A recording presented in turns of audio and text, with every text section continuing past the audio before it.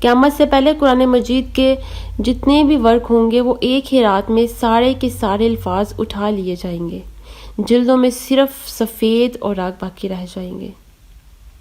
لوگ سرے عام زنا کریں گے۔ اس وقت سب سے زیادہ نیک آدمی وہ ہوگا جو زانی کو نصیحت کرے گا، ذرا دیوار کے پیچھے چلے جاتے۔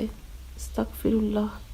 ایک جگہ روایت ہے کہ حضرت ابو ہریرہ رضی اللہ تعالیٰ عنہ کہتے ہیں کہ نبی اکرم صلی اللہ علیہ وآلہ وسلم نے فرمایا، اس ذات کی قسم جس کے ہاتھ میں میری جان ہے، اس امت کے خاتمے سے پہلے یہ ہوگا کہ آدمی عورت کے ساتھ رستے میں زنا کرے گا۔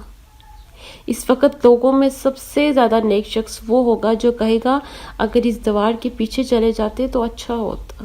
استغفر اللہ۔ اتنی بے حیائی عام ہو جائے گی کہ نعوذ باللہ، استغفر اللہ، لوگ جانوروں کی طرح رستوں پر زنا کریں گے۔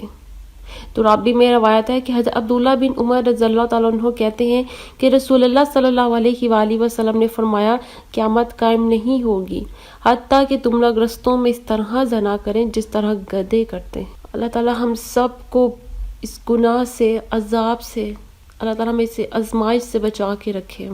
اللہ تعالیٰ ہمیں ہمیشہ نیک عمل کرنے کی توفیق عطا فرمائے اور ہمیں نیکوکار میں سے بنائے۔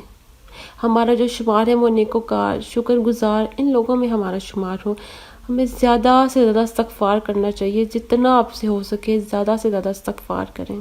اللہ تعالیٰ ہم سب کو نیک عمل کرنے کی توفیق عطا فرمائے۔ السلام علیکم رحمۃ اللہ وبرکاتہ۔